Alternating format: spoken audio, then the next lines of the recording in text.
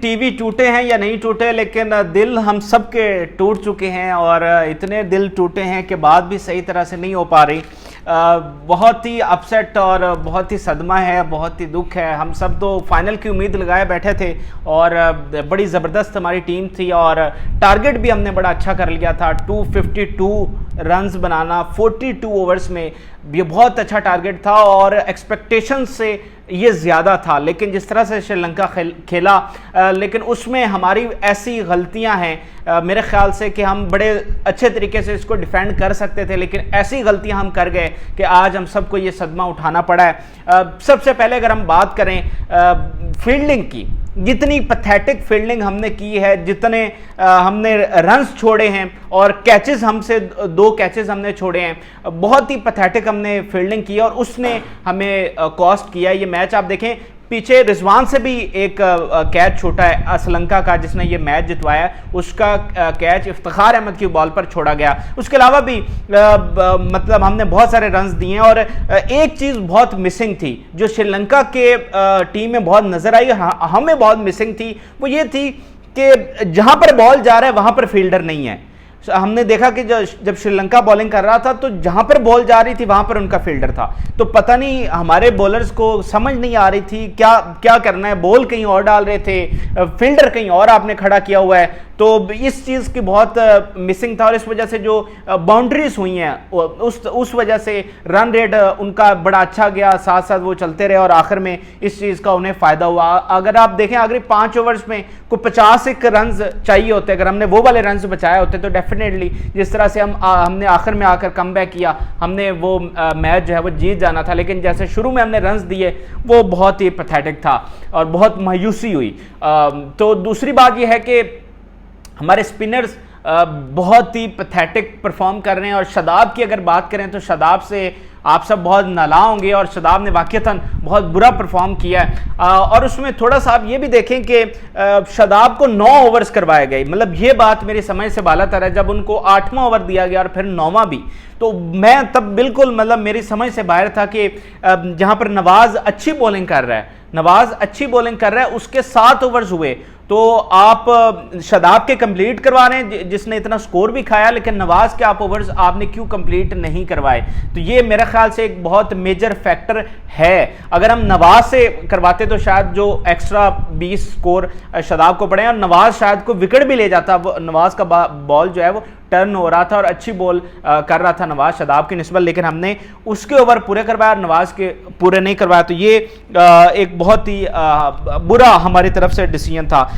दूसरा यह है कि अब देखें पेसर्स हमारे, एक बात माननी पड़ेगी कि हमारे पास वो नहीं थे, हारिस नहीं था और नसीम शाह नहीं था। अगर वो होते तो डेफिनेटली आज सिचुएशन डिफरेंट होनी थी, लेकिन चूंकि वो हमारे पास नहीं थे, फिर वसीम जूनियर की उस तरह से परफॉर्मेंस नहीं है। जमान खान ने एंड में आकर बड़ा अच्छा स्पेल किया, बड़ा अच्छा उसने ओवर किया और जाते जाते इसलिए हमें थोड़ा सा मतलब जो हम शुरू में गुस्सा था वो थोड़ा ठंडा हुआ कि यार चलें, आखिर में तो जान मार रहे हैं, लेकिन शुरू में हमें वो जान ऐसी नज़र नहीं है कि कोई ऐसी जान मारी जा रही है और जैसे कहते हैं ना भिगो भिगो के मारा है। यानी हारने का दुख तो है, लेकिन इस बात का दुख ज़्यादा है कि पूरे मैच में वो डोमिनेट करते रहे, चाहे बॉलिंग हो तब भी वो डोमिनेट करते हुए नजर आए और चाहे जब उन्होंने बैटिंग किया तो आखिरी 5 ओवर से पहले तक हमें मुकम्मल श्रीलंका जो है वो डोमिनेट करता हुआ नजर आया। तो इस बात का ज़्यादा दुख है कि भिगो भिगो के श्रीलंका ने हमें मारा है और हम ये डिज़र्व नहीं करते थे।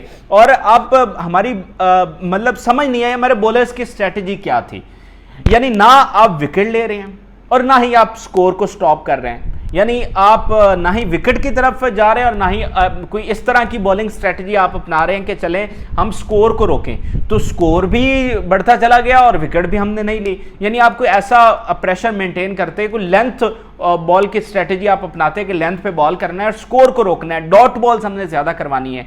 तो इस तरह की कोई स्ट्रेटजी हमें नज़र नहीं आई। इफ्तिखार ने अच्छी बॉलिंग की है, लेकिन बाकी हमें बहुत ये मिसिंग रहा कि हमने ना स्कोर रोका और ना ही कोई विकेट ली। इस वजह से जो है ना उनका रन रेट बड़े कंफर्टेबल, मतलब कहीं पर भी ऐसा नहीं लगा कि कोई हमारी बॉलिंग से कोई उनको परेशानी हो रही है। हालांकि जब वो बॉलिंग कर रहे थे, मतलब मुझे समझ नहीं आ रही कि यही पिच है जब वो बॉलिंग करते हैं तो उनका बॉल टर्न भी होता है, हमारा बल्ला भी नहीं खुलने देते। लेकिन हमारे ये कैसे बॉलर्स हैं कि ना इनका बॉल टर्न हो रहा है और इजीली वो जनाब बाउंड्रीज भी लगा रहे हैं, आसानी से बल्ला भी खोल रहे हैं। उनका हमने देखा किसी विकेट टू विकेट उन्होंने बॉलिंग की है। जो उनके नए लड़के आए हैं वो कितने मैच्योर हैं, कितने समझदार हैं, किस तरह लेंथ के ऊपर विकेट टू विकेट बॉल कर रहे हैं। और हमारे लिए बड़ा मुश्किल हो रहा है उनको खेलना। आखिर तक हम बल्ला नहीं खोल सके उतनी आसानी से।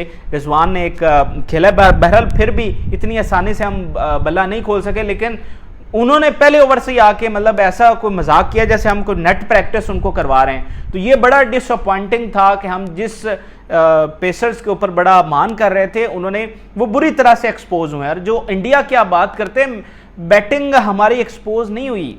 बैटिंग बहुत ज़बरदस्त है लेकिन हमारी बॉलिंग ने उस तरह से परफॉर्म नहीं किया, ना ही इंडिया के खिलाफ और ना ही आज श्रीलंका के खिलाफ।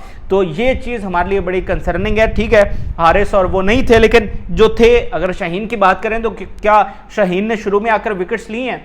आखिर में जब लिए तो पानी सर से मेरे ख्याल से गुजर चुका था।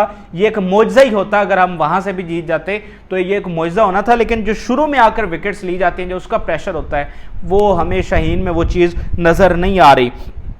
तो कैप्टेंसी की अगर हम बात करें, ठीक है, आप तनकीद कर रहे होंगे कैप्टेंसी के ऊपर और गलतियां हैं, टैक्टिकल मिस्टेक्स हैं। जैसे कि मैंने आपको बताया कि एक तो वहाँ जो ओवर्स करवाया गया शादाब से, फिर जो पॉइंट का फील्डर है उसमें बॉलर्स की भी गलती है और डेफिनेटली कप्तान की भी ये मिस्टेक्स ज़रूर हैं। लेकिन मैं फिर भी ये कहूँगा कि बहुत अच्छी कप्तानी की गई है बाबर की जानिब से। बेशक आज इस वक्त आप गुस्से में हों और मेरी इस बात को मानने के कायल ना हो, लेकिन आप सिर्फ ये बात देखिए कि जब शाहीन आपका आकर विकेट नहीं लेगा, जब आपका शादाब मेन जो बॉलर है वो आकर विकेट नहीं लेगा, जब नवाज विकेट नहीं लेगा, ठीक हो गया, जब हारिस और नसीम शाह बाहर बैठे होंगे, तो क्या बाबर आजम आकर बॉलिंग करवाएगा या बाबर आजम ने आकर विकेट लेनी है?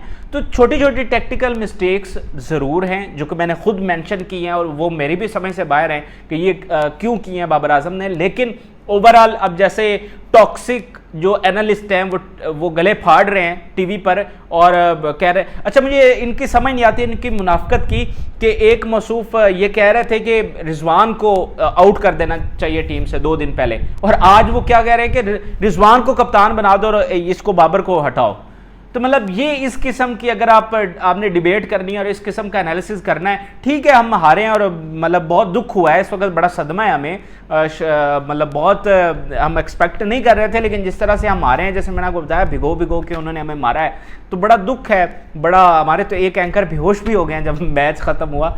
सो दुख है, पूरी कौम को है, लेकिन अगर आप इस तरह से हमें हमारे जो सुपरस्टार हैं उनको डिग्रेड करेंगे तो ये अच्छा नहीं है, आगे चलकर उनकी परफॉर्मेंसेज और मुतासर होती हैं।